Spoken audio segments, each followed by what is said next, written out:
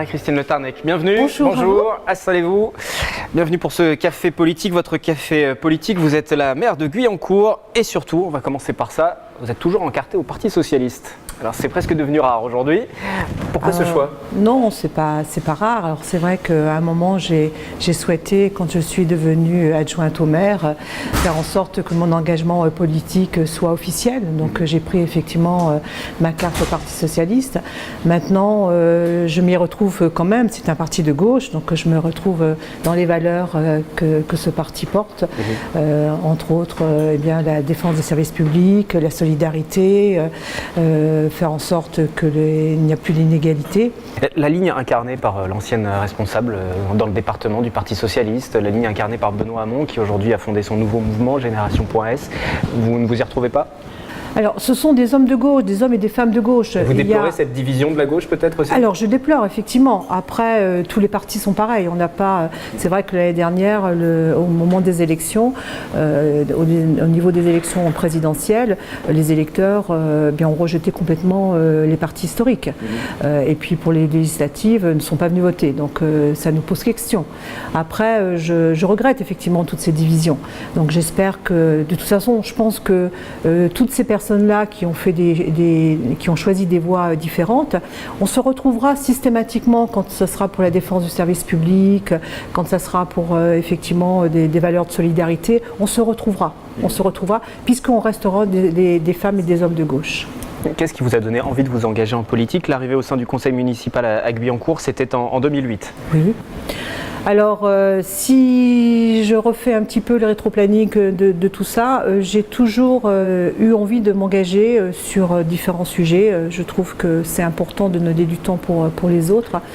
Et bon, j'ai déjà eu un engagement. Alors déjà, effectivement, au niveau de mes parents, une mère engagée dans une fédération de parents d'élèves, ce qui n'était pas effectivement évident à l'époque. J'ai eu la chance de faire une scolarité dans une école freinée, donc ça apprend le sens des responsabilités, les décisions collectives, puisque voilà, on était libre effectivement, nous. Après, j'ai fait des études dans un lycée agricole, 300 garçons, 5 filles, donc il a fallu trouver des moyens de se faire respecter. Pour moi, c'est passé par un engagement au foyer des élèves jusqu'à en prendre la présidence. Après, bon, une arrivée en région parisienne où je me suis aussi engagée au niveau d'un syndicat dans mon institut. Et puis, quand nos enfants sont arrivés à l'école, eh bien, l'aîné, quand il est arrivé, la classe avait été fermée. Donc, voilà, on était plein de parents avec nos enfants dans le couloir de l'école. On s'est retroussé les manches. On a obtenu, avec l'aide de la ville, puisque Guyancourt a toujours porté une attention à l'éducation. Donc, on s'est retroussé les manches. On a eu effectivement cette 4e classe. Et puis, à partir de là, je me suis engagée dans la fédération de parents d'élèves. En parallèle, j'ai aussi eu un engagement dans une association pluridisciplinaire sur Guyancourt où j'avais proposé une activité de randonnée en famille. Après, bien sûr, quand vous avez des engagements comme ça, à un moment ou à un autre, les responsables de ces associations vous demandent de prendre un petit peu plus d'engagement, donc de venir à des conseils d'administration.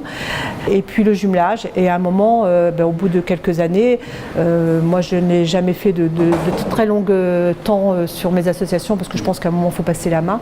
Ça permet effectivement de toujours dans l'action mais toujours dans le renouvellement aussi. Toujours dans le renouvellement. Donc au bout de 6 ans du comité de jumelage, à l'époque c'était le maire de Guyancourt, donc François Deligné, je lui ai annoncé que j'allais arrêter le comité de jumelage parce que je souhaitais peut-être éventuellement recréer une association plutôt que dans le domaine caritatif. Et il m'a demandé, puisqu'il était en recherche effectivement de personnes pour constituer sa liste. Alors c'était pour en 2007, c'était en 2006, donc c'était pour des élections en 2007, mais elles ont été effectivement reculées d'une année. Pour les municipales. Et écoutez, moi c'était pas quelque chose que j'avais envisagé la politique, mais c'est comme tout ce qui s'est proposé, à moi. À un moment, on prend une porte, elle est ouverte, on la prend pas. Et je m'étais dit pourquoi pas, je fais ce challenge-là. Et voilà, et j'ai trouvé ça très très intéressant, le contact avec les habitants, travailler avec eux, donc monter des projets. Aucun regret sur votre engagement politique, sur l'aboutissement, l'accomplissement des projets aussi? Vous vous êtes pas senti frustré quelquefois? Alors après, on apprend, alors effectivement, le passage d'associatif à politique, et il y a des différences, bien sûr. Après, il y a des choses mais même quand on est dans les associations, il y a des choses qu'on a envie de mettre en place et qu'on ne peut pas pour différentes raisons, voilà, des questions de budget ou des questions de personnes, de moyens humains.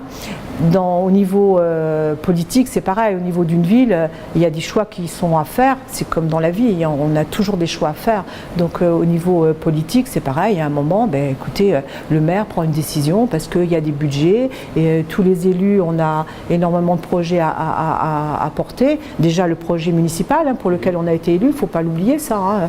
Les habitants nous élisent sur un projet. Ils veulent absolument qu'on le réalise, puisque sinon, voilà. Donc nous, on a été élus en 2014 à 67%. Donc c'est que le projet qui était porté par François Deligné était validé par les habitants. Donc il ne faut jamais oublier le fait que notre premier engagement, c'est effectivement d'être au service des habitants et réaliser le projet pour lequel ils nous ont élus.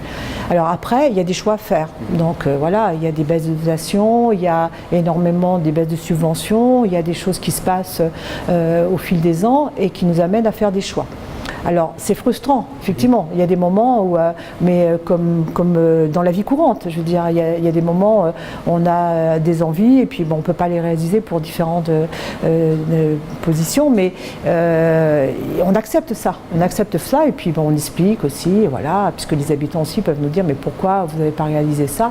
Alors nous, sur Guyancourt, on est déjà à plus de 80% de notre engagement réalisé municipal, il nous reste presque 2 ans pour réaliser là et on réalisera la totalité effectivement de nos engagements. Ça fera bientôt 2 ans que vous êtes à la tête de la municipalité de Guyancourt, après le passage de relais avec François Deligné, c'est lui qui était tête de liste sur le dernier scrutin. Vous n'avez pas de regret d'avoir pris la tête de la ville? Non. Vous êtes engagé de cette manière? Non, c'est du bonheur tous les jours. Alors effectivement, c'est une très très lourde responsabilité. C'est très très lourd d'être comme responsabilité, mais tous les liens avec les habitants, défendre Guyancourt, enfin c'est passionnant. Je ne m'imaginais pas ça en 2008, franchement, quand j'ai accepté d'être sur la liste de François Deligné. C'est se mettre au service des autres, voilà, c'est enrichissant, très très enrichissant. Ça veut dire que vous serez candidate tête de liste sur le prochain scrutin municipal? Vous y avez pensé déjà? Non, parce que alors je sais bien que c'est dans l'air du temps, on pose cette question, c'est dans 2 ans. Ça vient vite, ceci dit? Ça vient vite, puisque vous avez vous-même dit effectivement que ça faisait presque 2 ans que j'étais maire de Guyancourt. Après, c'est pas pour l'instant un sujet qui est en débat, puisque je vous dis, on a encore 20% à réaliser. Je veux consacrer toutes mes forces actuellement sur effectivement sur la réalisation de ces projets. Les habitants les attendent. On a des gros projets, le Mail des Saules, on a l'ouverture de l'espace jeune, on a la place du marché. Enfin, on a énormément de grands projets là. Donc pour l'instant, les habitants ne comprendraient pas que je commence déjà à parler d'élections qui ont lieu dans 2 ans, alors que les projets pour lesquels on s'est effectivement engagé vis-à-vis des habitants n'ont pas été complètement réalisés. Et puis une ville comme Guyancourt, c'est presque 29 000 habitants. Ça demande effectivement du temps, ça demande de l'attention. Et voilà, moi je préfère mettre du temps effectivement aux habitants et à ma ville. Chaque chose en son temps, ça viendra. Vous me reposerez vous me réinviterez. Tout à fait, vous reviendrez. En temps voulu. Tout à fait. Et puis vous me reposerez la question. Vous me garderez la primeur de votre déclaration. Voilà, si ça vous fait plaisir. C'est bien enregistré. Aucun souci. Il y a un événement symbolique qui va se dérouler aussi sur Saint-Quentin-en-Yvelines et plus particulièrement sur Guyancourt, c'est la Ryder Cup qui approche. Là, ce sera un coup de projecteur pour la commune aussi. Alors pour la commune, bien sûr, pour Saint-Quentin-en-Yvelines, même si on parle de la Ryder Cup France et que effectivement, je peux comprendre qu'au niveau international, c'est plus parlant de parler de Paris, de la France que de Guyancourt. Mais le golf est sur Guyancourt, restera sur Guyancourt. Et c'est vrai que c'est un événement que l'on prépare depuis très très très longtemps. Et j'ai l'impression d'ailleurs depuis que je suis élue sur la ville de Guyancourt de n'avoir parlé que de la Ryder Cup, d'avoir toujours entendu parler de la Ryder Cup. Maintenant on est dans la dernière ligne droite, c'est dans quelques mois. Voilà, on va accueillir plus de 60 000 personnes par jour. J'en reviens à l'aspect politique, on arrive à la fin de cette émission. À l'aspect politique, on a évoqué le nom de Saint-Quentin en Yvelines. Quels sont vos rapports aujourd'hui avec l'agglomération? Aujourd'hui, vous avez un poste de vice-présidente, ce qui n'a pas toujours été le cas pour l'opposition, on va dire. Aujourd'hui, les rapports sont sereins, apaisés? Alors effectivement, au début du mandat, même si nous, on avait acquis qu'il y avait une majorité qui avait changé, ça pour nous c'était pas un problème, c'était sorti des urnes, il n'y avait aucun souci. Il y avait une anomalie quand même dans le paysage, effectivement, le fait que 4 villes étaient exclues. Là, le nouveau des vice-présidences, des vice-présidences, oui. De la gouvernance, oui. Ce qu'on appelle la gouvernance.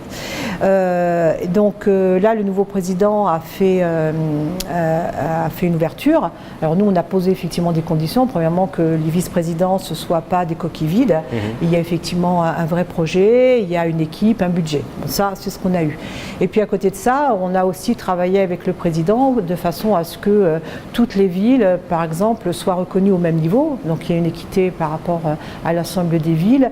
Que les maires aussi, la position des maires soit incontournable, c'est-à-dire qu'il n'y ait pas d'ingérence de la communauté d'agglo ou d'autres maires sur les projets des villes, puisque les projets des villes sont issus effectivement des listes conduites par les maires et validées par les habitants. Donc tout ça, et une charte de bonne gouvernance aussi qui est en cours de rédaction.